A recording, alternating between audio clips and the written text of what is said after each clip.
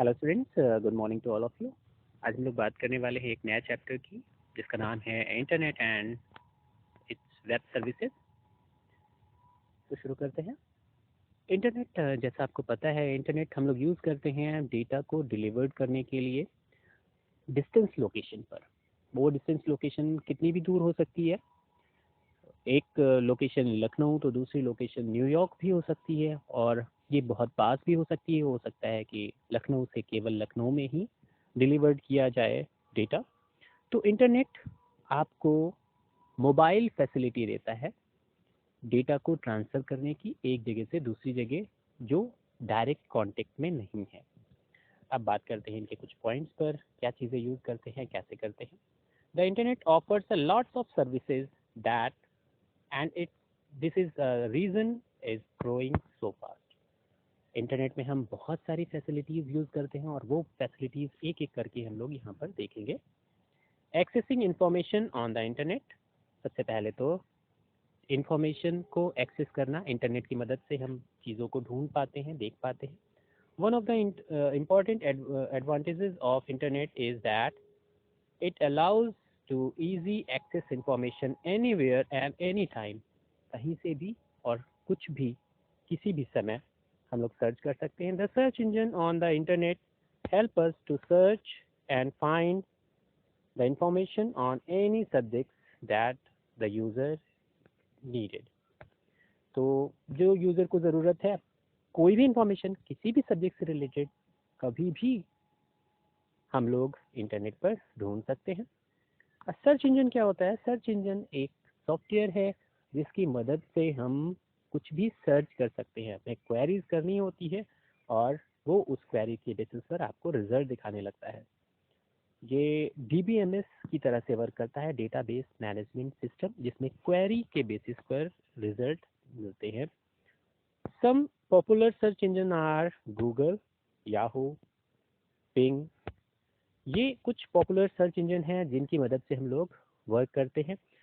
सबसे ज़्यादा गूगल, उसके बाद फिर याहू और पिंग। ये भी सर्च इंजन है जिनकी मदद से हम लोग चीज़ों को सर्च कर पाते हैं। ईमेल, इंटरनेट की एक और फैसिलिटी जो हमें प्रोवाइड करती है, ईमेल फैसिलिटी।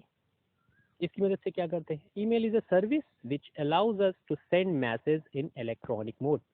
ये हमें फैसिलिटी प्रोवाइड करती है कि हम मैसेज को इलेक्ट्रॉनिक मोड पर भेज सके ओवर द इंटरनेट। इंटरनेट की मदद से it offers N efficient, inexpensive and real time in distributing. ये हमें एक फैसिलिटी प्रोवाइड करती है जो कम खर्चीली है, इनएक्सपेंसिव है, रियल टाइम में तुरंत हम उस चीज़ को डिलीवर्ड कर सकते हैं without any time wasting and information among the people. और इसकी मदद से हम दूसरे लोगों को जानकारी पहुंचा सकते हैं।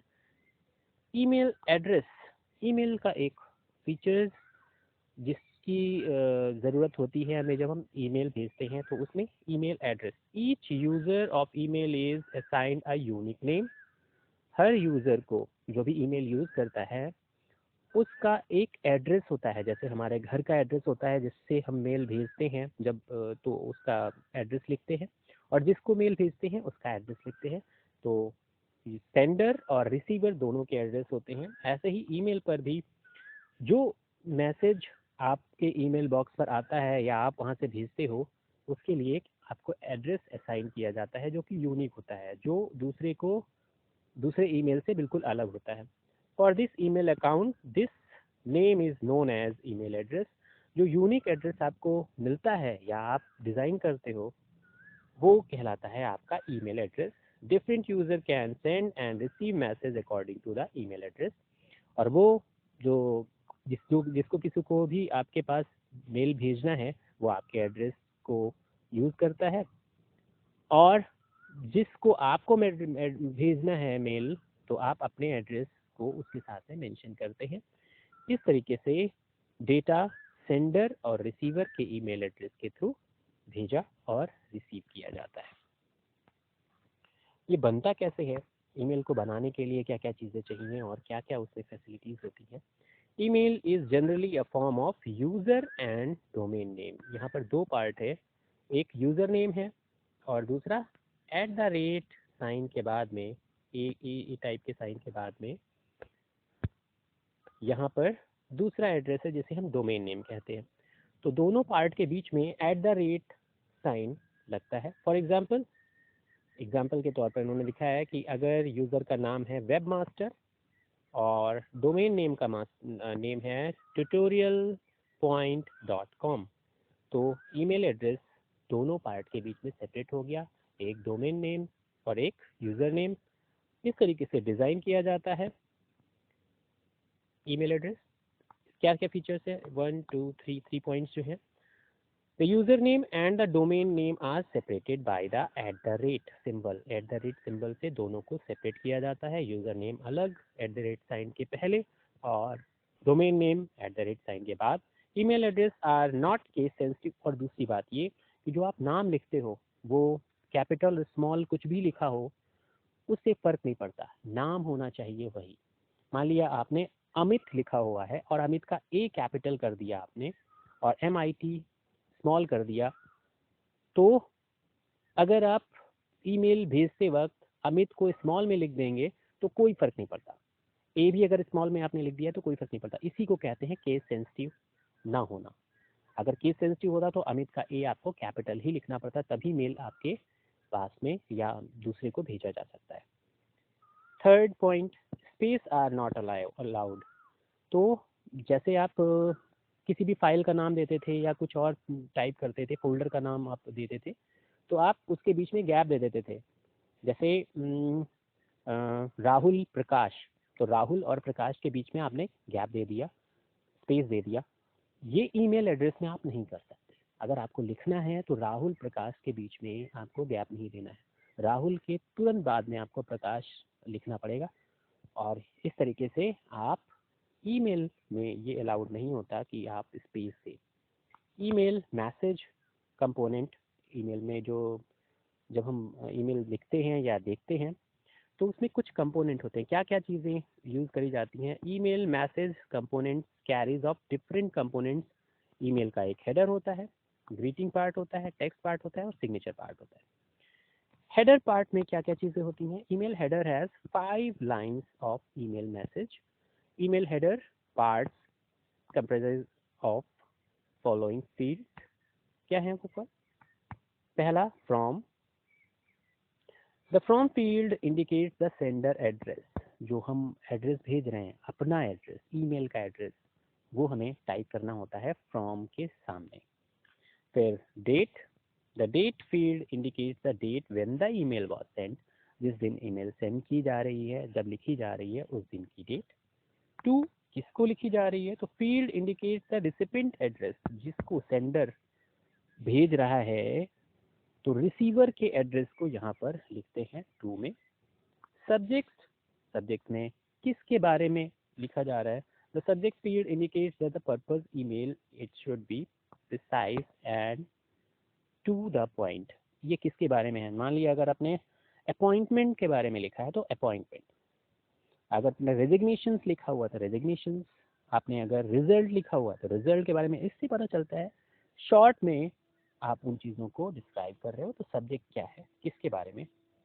फिर फील्ड आती है सीसी की। CC stand for carbon copy. It includes those recipient addresses whom we want to keep informed but not exactly indicated the recipient। जो आप सीसी के अंदर डालते हैं वहाँ पर एड्रेस डालते हैं जिनको भेजना है आपको, उनके कॉमर्स लगाकर आप एक से ज़्यादा एड्रेसेस को भी एक ही मैसेज को भेज सकते हैं। अलग अलग वो मैसेज जाएगा उसको ही, और उस पर जो आपने कॉमा लगाकर दूसरा एड्रेस लिखा है जिसको आप और भी भेजना चाह रहे हैं कॉपी, तो वो दोनों अलग अलग जाएंगे, एक दूसरे को दिखाई नहीं पड़ेंगे। मतलब एड्रेसेस जो आपने भेजे हैं वो सभी के पास जाएगा। एग्जाम्पल के तौर पर मान लिया आपको अपना शादी का कार्ड या बर्थडे का कार्ड अपने फ्रेंड्स को भेजना है तो आपने सभी के एड्रेस वहाँ पर लिखे सीसी में और उनको भेज दिया। कभी कभी इसमें प्रॉब्लम क्या पड़ती है कि एक से ज़्यादा बार लूप में, मान लिया उस वक्त उसका सिस्टम ऑफ हुआ और बाद में फिर से ये भेजा गया तो, और सर्वर के पास पहुंच गया, तो सर्वर को 2 कॉपी मिलती हैं। एक बार जब उसका सिस्टम ऑफ था तब की भी कॉपी उसने अपने पास रख ली, और जब दोबारा से आपने भेजा तो भी उसके पास मिल गया, जब तक कि उसका सिस्टम ऑन नहीं होता। तो कभी कभी एक से ज़्यादा कॉपी चली जाती हैं, जिसे हम लूपिंग कहते हैं। मतलब एक से ज़्यादा बार कॉपी, वही वाली कॉपी जो आपने भेजी थी, अलग अलग टाइम पर उसको डिलीवर्ड हो जाती है। ये इसके प्रॉब्लम है सीसी में। दूसरी BCC. BCC stand for blank blind carbon copy. It is used when you do not want one or more of the recipient to know someone else was copied on the message. अब यहाँ पर ये अच्छी चीज़ है कि जब आप BCC से भेजते हैं, बीसीसी में वही वाली फैसिलिटी सीसी वाली कि आपने एक से ज़्यादा लोगों के एड्रेस लिखकर भेजे।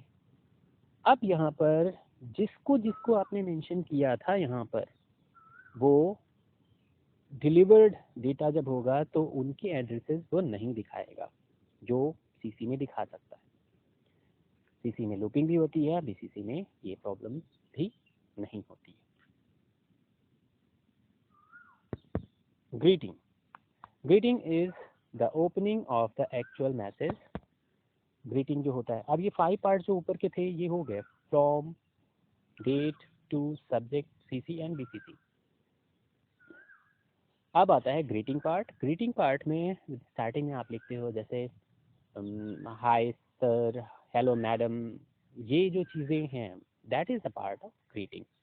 इंडिकेशन, स्टार्टिंग की लाइन.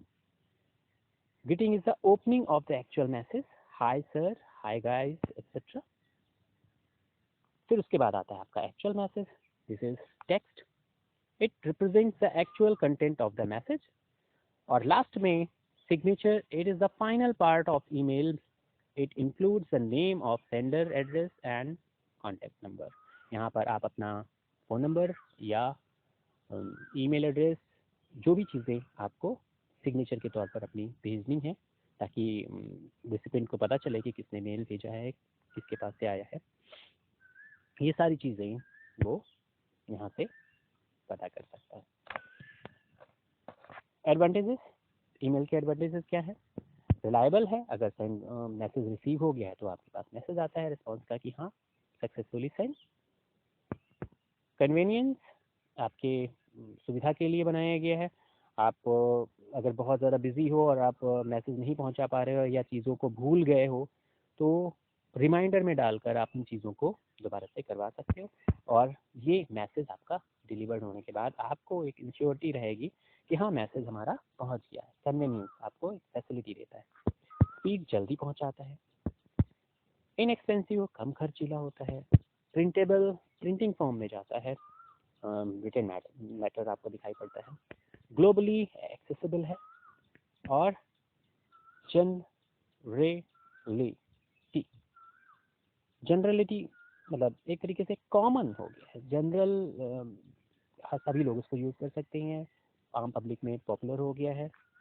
ये 5, 6, 7 जो फीचर्स हैं, इनके अलावा बहुत सारे और फीचर्स हैं, लेकिन ये सबसे ज़्यादा यहाँ पर आपको जो बताए गए हैं. रिलायबल है कि आपने भेज दिया तो ठीक है, पहुँच गया, सेंड सक्सेसफुल. कन्वीनियंस के तौर पे यूज़ किया जा रहा है, सुविधाजनक है आपके लिए. स्पीडली पहुँचता है. इनएक्सपेंसिव है. प्रिंटेबल है. ग्लोबल है. और जनरलिटी के लिए यूज़ किया जा रहा है. डिसएडवांटेज क्या है? फोर्जरी, थाना और जिसकी हम बात करते हैं कि आपने गलत मैसेज या गलत चीज़ें करी तो आपके खिलाफ एक्शन लिया जा सकता है, आपके खिलाफ चार्ज लग सकते हैं. ओवरलोड, ये जो आपने देखा होगा कि कभी कहा जाता है कि वायरसेस जो आते हैं वो ज़्यादातर मेल बॉक्स के थ्रू आते हैं, तो यहाँ पर चंक ऑफ मेल्स आ जाते हैं, तो ओवरलोड कंडीशंस हो जाती है. हज़ारों मेल्स पड़े हुए हैं आपके में. ये मिस डायरेक्शंस, कभी कभी क्या होता है कि मेल आपने को किसी को भेजना था और पहुंच कहीं गया. This is miss direction. आपका मेल किसी दूसरे को मिल सकता है. जंक मेल, मैंने अभी जो बताया है कि कई सारे मेल आपके उस पर डंप कर दिए जाएं, जो मेल बॉक्स में किसी के भी पहुंच सकते हैं कभी भी। No response. और कभी कभी ये होता है कि आप भेजते जा रहे हैं और आपको सक्सेसफुल वाला मैसेज नहीं मिलता है, नो रिस्पॉन्स वाली कंडीशन है। ये प्रॉब्लम्स आती हैं जिसे हम डिसएडवांटेज ऑफ ईमेल्स कह सकते हैं। फिर आता है चैटिंग। चैट फॉर्म, जो फॉर्म है आपका इंटरनेट का, जो सर्विस है चैट की service, real time textable communication between the two users through computers is called the chat, जिसे हम टेक्स्ट चैटिंग कहते हैं, जो व्हाट्सएप चैटिंग आप लोग ज़्यादातर करते हो। Intent messages like Yahoo Messenger, Google Hangout and chat people in your friends list. पहले जो बनाए गए थे चैट के लिए फैसिलिटी बनाई गई थी, कुछ एप्लीकेशन बनाए गए थे जिनमें याहू मैसेंजर था, गूगल हैंगआउट, ऐसे ही और भी दूसरे प्लेटफॉर्म थे जो कि चैटिंग के लिए बनाए गए थे। बाद में ये कॉमन होने लगा जब हमारे पास स्मार्टफोन आ गए। पहले केबल कंप्यूटर थे तो उनके लिए एप्लीकेशन डिज़ाइन किए गए थे। फिर व्हाट्सएप फैसिलिटी आई और व्हाट्सएप फैसिलिटी के बाद में instant messages is a popular message use for share text, image, audio, video etc. Skype and WhatsApp also allows the video chat facility. Skype भी एक फैसिलिटी आपको प्रोवाइड करता है जिसकी मदद से हम लोग वीडियो चैट कर सकते हैं। Video conferencing. वीडियो कॉन्फ्रेंसिंग में क्या है, एक से ज़्यादा लोग, टू और मोर peoples locations to communicate and interact with one another via audio and video transmission। यहाँ पर हम वीडियो कॉन्फ्रेंसिंग में वीडियो भी आपको दिखाई पड़ती है कैमरा के थ्रू और ऑडियो भी आपको सुनाई पड़ती है। इसे हम वीडियो कॉन्फ्रेंसिंग के तौर पर अलग अलग लोकेशंस के लोग एक समय पर एक मीटिंग के लिए इकट्ठे होते हैं, उसे हम वीडियो कॉन्फ्रेंसिंग के तौर पर यूज़ करते हैं। It makes use of computer network to send audio and video data from one place to another. People at geographically represent or separated locations can see, hear each other using the microphone, camera, speakers, TV and computer screen. इन सारी facilities के through आप एक दूसरे से communicate कर सकते हो, video conferencing कर सकते हो। Blogs. The word blog is short form of word web blog. Web blog एक तरीके से वेब लॉगिंग जिसे हम कहते हैं, अपनी चीज़ों को रखना, ब्लॉग बनाना, जिस पर लोग कॉन्टीन्यूसली कमेंट करते रहते हैं और आप वहाँ से इंफॉर्मेशन कलेक्ट कर सकते हो। A blog is a website और part of a website that contains the personal diary type entries in the reverse chronological order. Reverse chronological order में क्या है कि पहले जो मैसेज दिया गया है वो पहले आएगा, बाद वाला जो मैसेज है वो पहले आएगा और पहले वाला मैसेज नीचे होता चला जाएगा। तो इसे हम रिवर्स या डिसेंडिंग ऑर्डर कहते हैं। सबसे आखिरी मैसेज सबसे ऊपर दिखाई पड़ता रहेगा और पुराने मैसेजेस नीचे चलते जाएंगे। The activity of updating a blog is referred to as blogging and someone who maintains the blog is called blogger. वो जो लगातार अपने मैसेज को स्प्रेड करता रहता है आपके लिए, that is called the blogger. और उस पर जो कमेंट आते रहते हैं, लोग उस पर देखते रहते हैं। इसको एक और मीडियम कह सकते हो कि ट्विटर भी एक तरीके का ब्लॉगर है, लेकिन यहाँ पर एक ट्विटर जो लगातार ट्वीट करता रहता है वो ब्लॉगिंग क्या है, उसको ब्लॉगर कह सकते हैं। जो लगातार ट्वीटिंग नहीं करता है उसको हम ब्लॉगर के तौर पर नहीं यूज़ करते, क्योंकि वो कॉन्टीन्यूस मैसेज स्प्रेड नहीं करता। तो ब्लॉग मतलब कॉन्टीन्यूस मैसेज स्प्रेड करना लगातार, जैसे न्यूज़ प्लेटफॉर्म हम कह दें तो वो एक ब्लॉगिंग के प्लेटफॉर्म है। लगातार हर घंटे हर नई न्यूज़ के साथ में, कभी मिनट्स में भी वो मैसेज या नई न्यूज़ अपडेट करते रहते हैं। यहाँ ब्लॉगिंग के लिए जो कुछ साइट्स दी गई हैं www.bloggers.com और wordpress.com। सोशल नेटवर्किंग साइट से आप बहुत ज़्यादा फेमिलियर हैं। वो सारी साइट्स जो सोशल मीडिया पे मिलती हैं और नेटवर्किंग के फॉर्म में यूज़ करते हैं आप उन्हें। A social networking site is used to build online communication of a people who share interest. People use their sites almost every day for chatting. ये रोज के लिए करते हैं, जिसमें ट्विटर भी है आपका. प्लेइंग गेम्स, गेम खेलने के लिए भी आप इस पे यूज़ करते हैं. ऑनलाइन गेम जिसे हम कहते हैं. Connecting with friends and family members, there are number of social networking sites available such as Twitter, Facebook, like them और etc. ये सारी चीज़ें. अब बात करते हैं ई कॉमर्स की. ई कॉमर्स क्या होता है? अगर इलेक्ट्रॉनिक आप मनी ट्रांसफ़र करते हैं तो उसे हम कहते हैं E commercing. Means buying and selling the product online. कोई चीज़ खरीदना या बेचना ऑनलाइन, उसे हम ई कॉमर्स में लाते हैं. आप उसमें मनी जो ट्रांजेक्शन्स होता है वो ऑनलाइन करते हैं. People find it convenience, compare different products and by from the comfort of their home. फिर आता है e governance. involves applications which use the government's agencies, organizations to provide better governance. E governance में क्या होता है कि आपको facility provide करती है, लेकिन वो जो भी एप्लीकेशंस हैं वो गवर्नमेंट द्वारा ऑर्गेनाइज की जाती हैं, गवर्नमेंट की एजेंसी द्वारा चलाई जाती हैं. इसमें आपके लिए फैसिलिटीज़ होती हैं कि आपको क्या मिलने वाला है. प्रॉब्लम्स जहाँ पर आपकी होती हैं, आपकी फील्ड से रिलेटेड इंफॉर्मेशंस आप वहाँ से कलेक्ट कर सकते हो. ई गवर्नेंस साइट जहाँ पर जो है india.gov.in in a national portal of India. Number of services has been launched for the government of India under the Digital India initiative to transform India in a digitally empowered society. ये यहाँ पर आपके लिए बहुत सारे अलग अलग services हैं जो आप यूज़ करते हो ताकि आप फेमिलियर हो सको उन गवर्नमेंट पॉलिसीज से जो गवर्नमेंट ने आपके लिए बनाई है. ई बिजनेस वही सेम थिंग, ई कॉमर्सिंग की तरह से, लेकिन यहाँ पर आप अपना बिजनेस ऑनलाइन कर सकते हो. इसे हम E business applications are technologies to efficiently access effectively delivered business related service, perform various kind of business transactions. आपने अपनी एक कोई साइट डिज़ाइन करी जहाँ पर आपने आप प्रोडक्ट को आप लॉन्च करते हो, चीज़ों को दिखाते हो. ये कहलाता है ई बिजनेस, इलेक्ट्रॉनिक बिजनेस. अगर आप उसमें कहें तो share market is a kind of electronic business. वहाँ पर शेयर्स आपको दिखाई पड़ते हैं, आप ट्रांजेक्शन्स करते हो.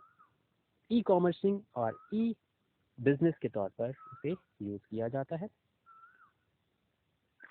ई लर्निंग, ई लर्निंग जैसा कि यहाँ पे बताया गया है. अब आजकल जो हम लोग इस पैंडेमिक में हम लोग देख रहे हैं, ई लर्निंग बहुत ज़्यादा पॉपुलर होती जा रही है क्योंकि हम डिस्टेंस लोकेशन से लर्निंग कर रहे हैं.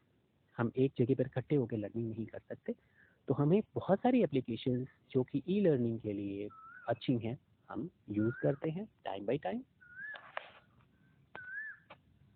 ई बैंकिंग में आप अपने मनी को अपनी बैंक से ट्रांजेक्शन्स कर सकते हो, डेबिट और क्रेडिट करवा सकते हो. तो E banking is a facility that debiting and crediting your money from the bank. हम इसमें अगर एक और हम टूल यूज़ करें तो जो आपका एटीएम है, एटीएम आप जब जाते हो तो वहाँ से आप मनी हार्ड फॉर्म में मनी ले सकते हो, सॉफ्ट अपने हार्ड कार्ड को यूज़ करके, जिसे हम एटीएम कार्ड कहते हैं. और ये ई बैंकिंग की एक फैसिलिटी आपको प्रोवाइड करता है जिसे हम मोबाइल बैंकिंग भी कह सकते हैं. It is a method of banking in which customer conduct transactions electronically via internet. ई-शॉपिंग ये आपने पढ़ा ही था, इसके थ्रू चीज़ों को खरीद सकते हैं या बेच सकते हैं इंटरनेट के थ्रू. इनेट ई रिजर्वेशंस, ये भी आपको अच्छे से पता है कि रिजर्वेशंस भी हम करा सकते हैं, ई रिजर्वेशंस, इलेक्ट्रॉनिक रिजर्वेशंस, जिसकी मदद से हम अपना टिकट बुक कर सकते हैं। रेलवे टिकट है, प्लेन टिकट है, बस का टिकट है, मूवी हॉल्स के जो है रिजर्वेशन करा सकते हैं। E group of a free email group service that allows you to specially easily create and join the email groups. Email groups के अंदर जाके आप फिर अपने ईमेल्स को मैनेज कर सकते हो, अपने इंटरेस्ट आइडियाज़ के अकॉर्डिंग चीज़ों को शेयर कर सकते हो। क्लाउड कंप्यूटिंग एक एडवांस फीचर्स जो अब आ रहा है। सपोज आप अपना सिस्टम यूज़ कर रहे हो और आपके सिस्टम में मेमोरी बहुत कम है, अब क्या करोगे आप, लेकिन आपको डेटा सिक्योर भी करना है, तो क्या करते हैं हम वहाँ पर क्लाउड कंप्यूटिंग की बात करते हैं। क्लाउड कंप्यूटिंग क्या करता है, आपके डेटा को आपके सिस्टम पे स्टोर ना कर एक वर्चुअल स्पेस बनाता है, और वो स्पेस इंटरनेट पर बनती है, जहाँ पर उस सर्वर पर जहाँ पर आप उसे स्टोर करना चाहें वो स्टोर होती है। वहाँ पर आपका अकाउंट होता है ई क्लाउड में, और वो इंटरनेट पर हमेशा चीज़ें बनी रहती हैं। E clouding, E computing is a type of internet based computing. It is consists of every situations where the IT resources can be made and easily entity including a persons or organizations, उनके through वहाँ पर चीज़ें use की जाती हैं। The concept of computing is very useful, use of uniform style of sub bullets, we pay only for the service as when we need it, not for the hardware and software. केवल उन चीज़ों को हम यहाँ पर पे करते हैं जो हम यूज़ कर रहे हैं, only the services, not for hardware and software. Hardware और सॉफ्टवेयर के लिए हम उसके लिए कोई पैसा नहीं देते, केवल सर्विस के लिए पैसा देते हैं यहाँ पर। We have online access to a broad range of applications. हम जब पेमेंट करते हैं, क्लाउड के मेंबर बन जाते हैं ऑनलाइन क्लाउडिंग में, तो हमें कुछ फैसिलिटीज़ मिलती हैं, जिनमें एप्लीकेशंस में मिलती हैं, सर्विसेज मिलती हैं, हार्डवेयर मिलते हैं। Otherwise may be very expensive. अगर हम उसे इंडिविजुअली खरीदें उन चीज़ों को तो वो बहुत महंगी हैं, लेकिन हम कुछ पैसे देकर उनके मेंबर्स बन सकते हैं टेम्परेरी तौर पर कुछ पीरियड्स के लिए। We can cut cost by renting software and applications. यहाँ पर हम रेंट पर लेना, मतलब किराए पर लेना जैसे हम कहते हैं, उस तरीके से यहाँ पर एप्लीकेशंस को रेंट पर लेते हैं। Dropbox, Microsoft Sky Drive and Google Drive are few applications that are used in cloud computing. Web services जितने भी वर्क करते हैं, आपको पता है HTML पेज और XML पेज जो होते हैं, XML based information exchange the system that use the internet for direct applications to applications interaction. और ये जो चीज़ें हैं वो वेब सर्विसेज डिज़ाइन करते हैं। These systems are includes programs, objects, messages, documents। यहाँ पर चाहे वो प्रोग्राम्स हों, चाहे वो मैसेज हों, चाहे वो डॉक्यूमेंट्स हों, a web service is collection of open protocols and standard use for exchanging data between the applications और द सिस्टम्स। यहाँ पर एप्लीकेशंस और सिस्टम्स के बीच में एक प्रोटोकॉल्स हैं, वो जो ओपन प्रोटोकॉल्स हैं, डेटा को एक जगह से दूसरी जगह ले जाने के लिए ये यूज़ किए जाते हैं वेब सर्विसेज में। और प्रोटोकॉल्स के बारे में तो आप पहले भी पढ़ चुके हैं। वो रूल्स और रेगुलेशंस बताते हैं कि कब ये डेटा कितनी स्पीड से जाएगा, कितना सिक्योर है, कितना अनसिक्योर है, ये वेब सर्विसेज डिसाइड करती हैं।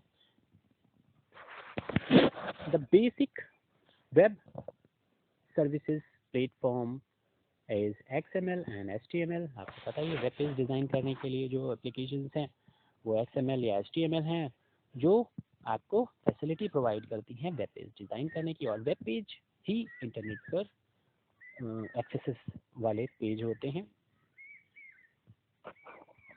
So simple object access protocol,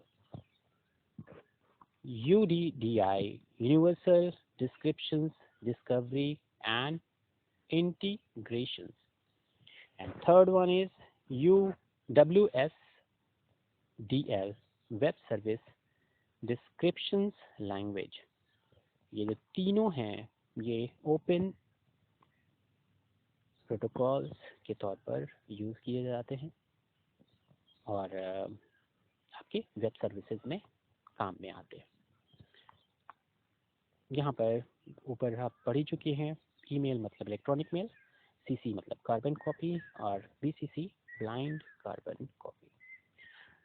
कुल मिला के आपको कुछ ऐसी चीज़ें जो इंटरनेट में यूज़ करते हैं, बेसिकली ईमेल में क्या यूज़ करते हैं, ब्लॉगिंग क्या होती है, चैटिंग क्यों करते हैं और क्या यूज़ है उसके, ई-कॉमर्सिंग क्या है और दूसरी फैसिलिटीज़ आपको एक एक लाइन में, मैक्सिमम 2 लाइन, एक लाइन में उसे डिस्क्राइब करना है, जहाँ से आपको हेल्प मिल जाएगी और अपनी कॉपीज़ में उसे नोट डाउन करना है। Okay, have a nice day, thank you.